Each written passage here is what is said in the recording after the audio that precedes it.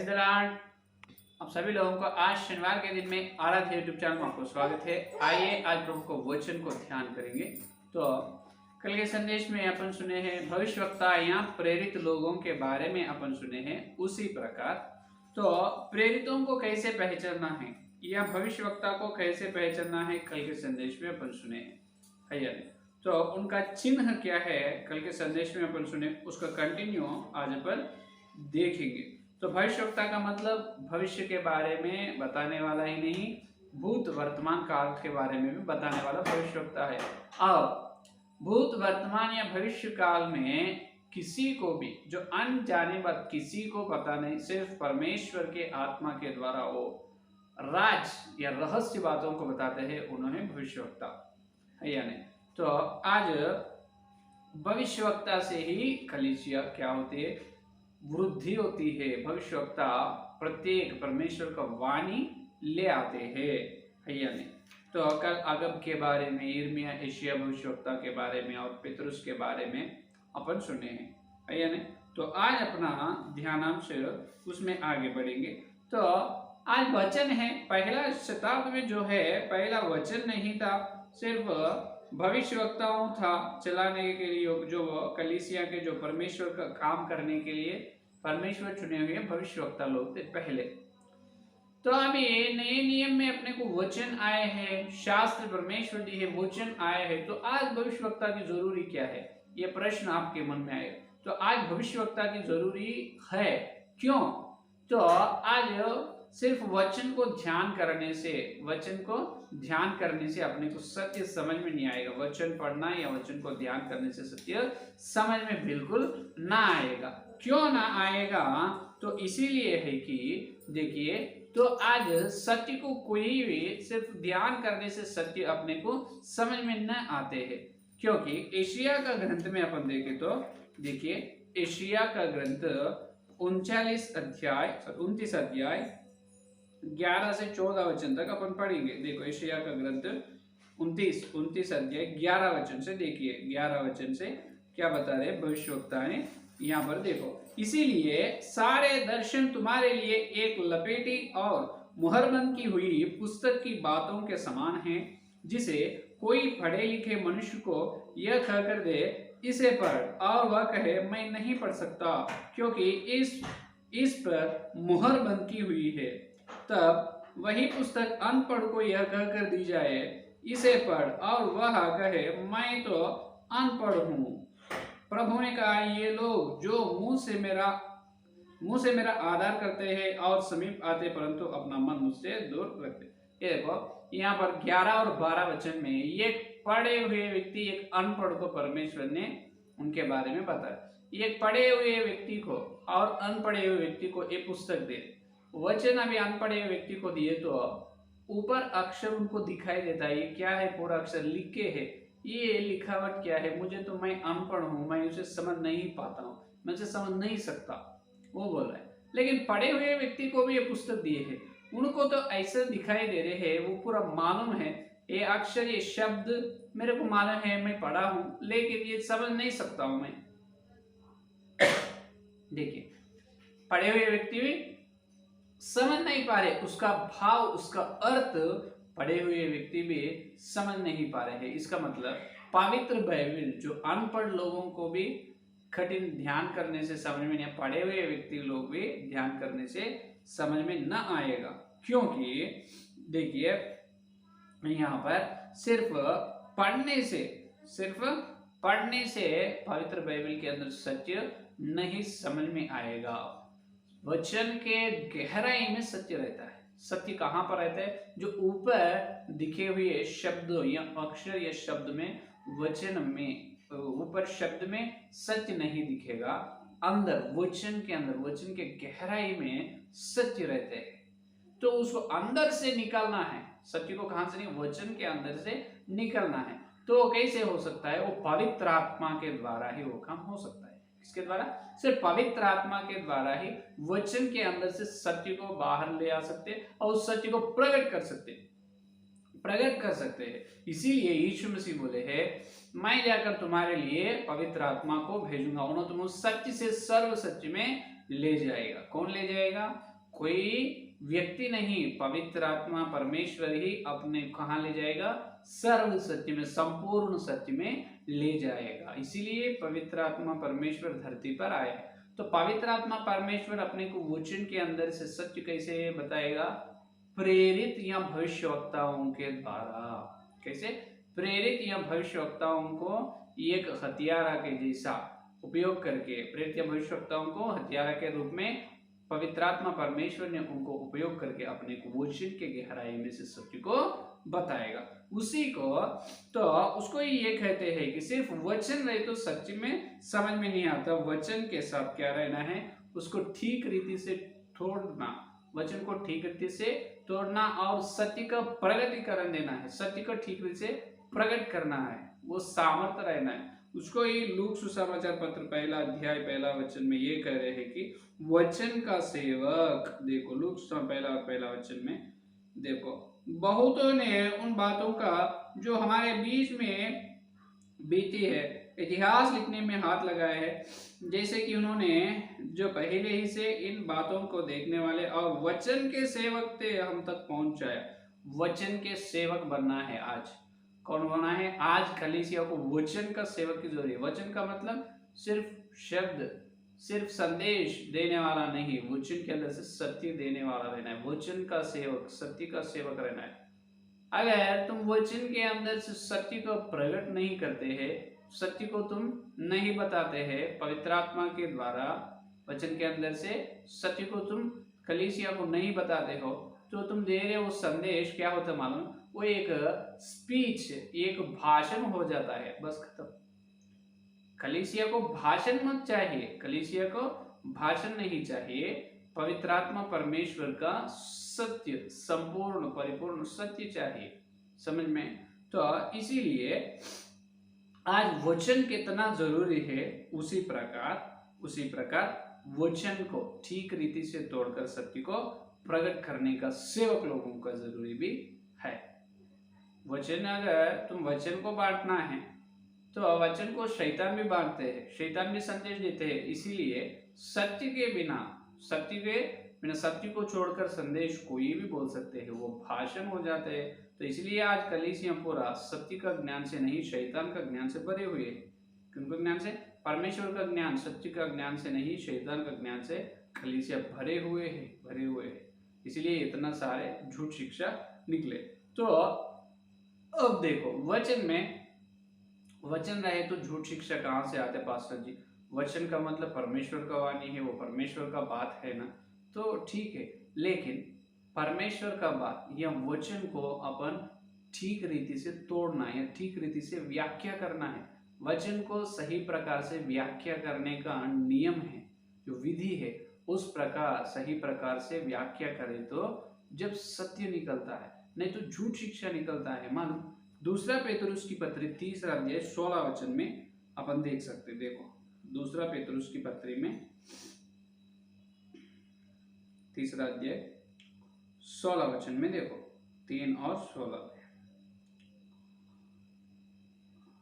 वैसे ही उसने अपने सब पत्रियों में भी इन बातों को चर्चा की है, जिनमें कितनी बातें ऐसी है जिनका समझना कठिन है, और अनपढ़ और चंचल लोग उनके अर्थों को भी पवित्र शास्त्र की अन्य बातों के समान खींच तान कर अपने ही नाश का कारण बनाते हैं। देखो कुछ लोग क्या कर रहे हैं, वचन को क्या कर रहे हैं, खींच तान कर रहे हैं। क्या कर रहे? वचन को बातों को देखो अन्य जाति को अन्य बातों के समान खींच तान कर अपने ही नाश। इसका मतलब कुछ लोग वचन को अन्य बातों से मिलाते हैं, वचन को कुछ मिलावट करके क्या करते हैं, संदेश देते हैं, जब झूठ शिक्षा निकलता है या नहीं। तो सिर्फ वचन रहे तो वचन या शास्त्र रहे तो बस नहीं होता, प्रेरित या भविष्यवक्ता की जरूरी है। वचन है, लेकिन वही वचन को क्या कर रहे हैं, ये अन्य बातों से खींचतान कर रहे हैं, पूरा वचन को खींचतान करके झूठ शिक्षा या गलत सिद्धांत पूरा कलीसिया में फैला दिए हैं सेवक लोग, है या नहीं? ये पूरा शैतान का काम है। तो वचन रहे तो बस नहीं होता, वचन को सही प्रकार से ठीक रीति से व्याख्या करने का विधि सेवक लोगों को मालूम रहना है, और पवित्र आत्मा का शक्ति से उन्हें वचन के अंदर से सत्य को लाना है। देखो इसीलिए तो वचन है तो अपने कलीसिया में झूठ शिक्षा नहीं आते हैं बोल के वो गलत है, वो गलत सोच में नहीं रहना है। बाहर आओ मेरे प्यारे विश्वास लोग, सेवक लोग। वचन को ही खींचतान करने वाला है, उसको वचन को नाना प्रकार के अन्य बातों को मिलाकर भाषण देने वाले है। इसीलिए वो पहले से है और उसके समय से आज तो बहुत हो गए।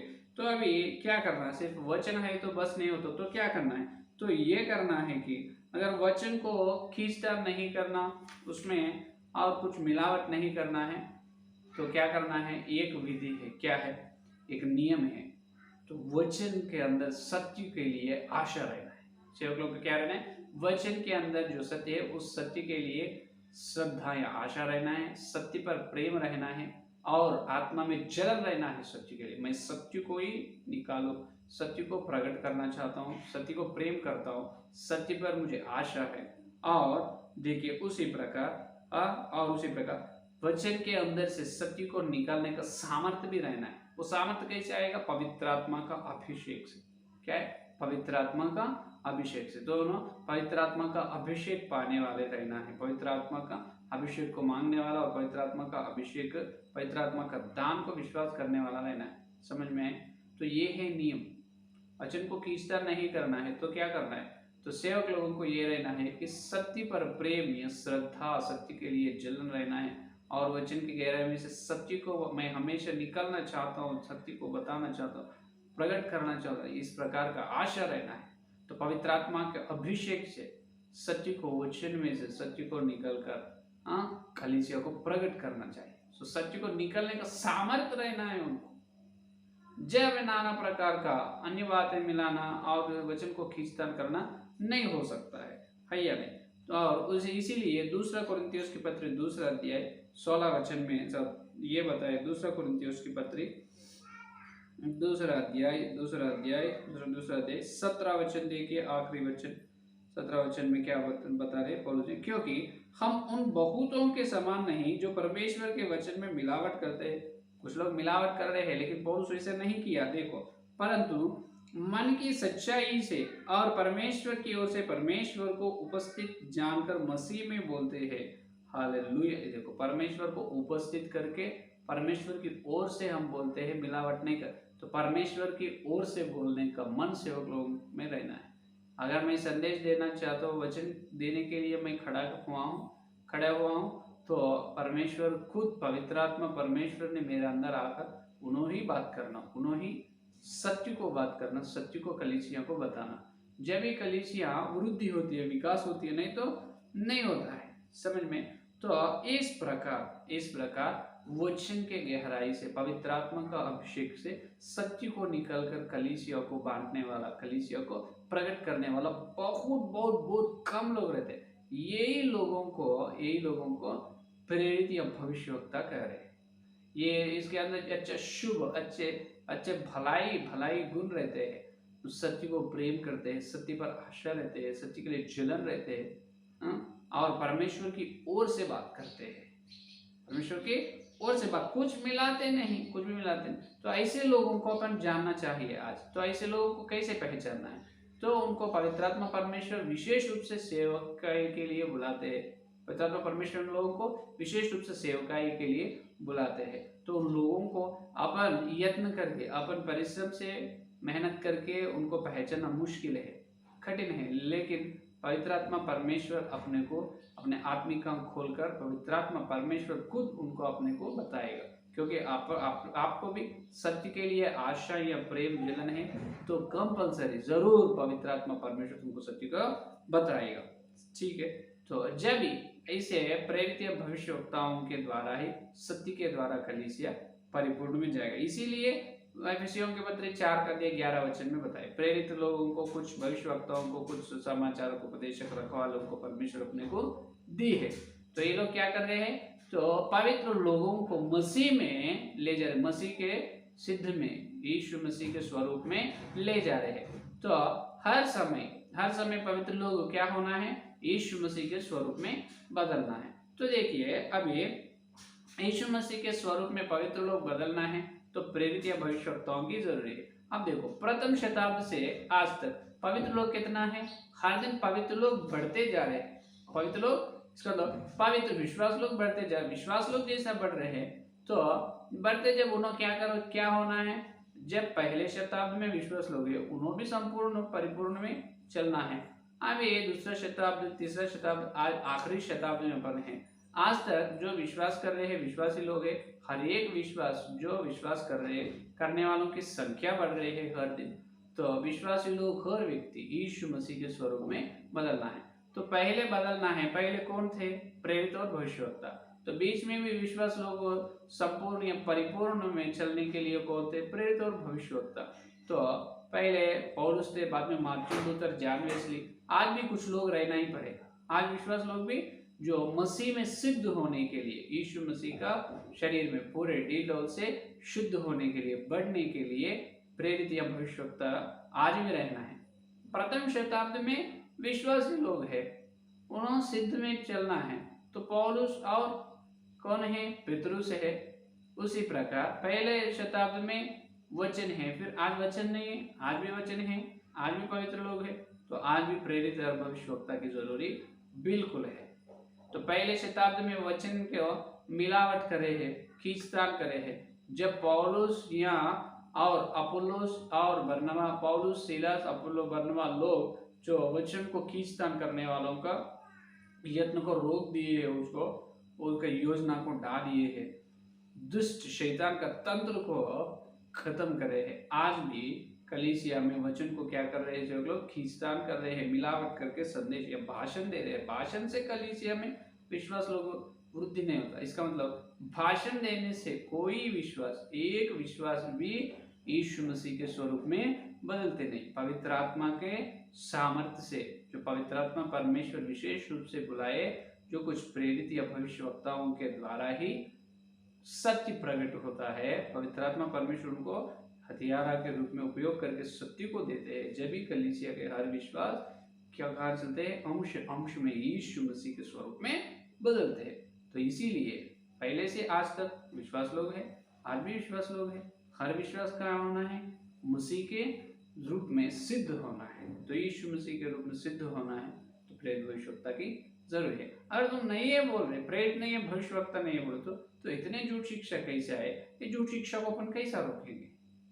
वचन रहे तो बस नहीं, वचन से, वचन को ठीक रीति से व्याख्या करना और सत्य को प्रकट करने वाला पवित्र आत्मा के सामर्थ्य से बुलाए गए व्यक्ति, सेवक लोग होना है। वचन का सेवक, आत्माभिषेक, अभिषिक्त सेवक और जो प्रेरित भविष्यवक्ता की जरूरी है। उनके द्वारा ही कलीसिया मसीह के रूप में सिद्ध में जाते हैं। समझ में? ये है आज का संदेश। समझ? संदेश की प्रार्थना करना है।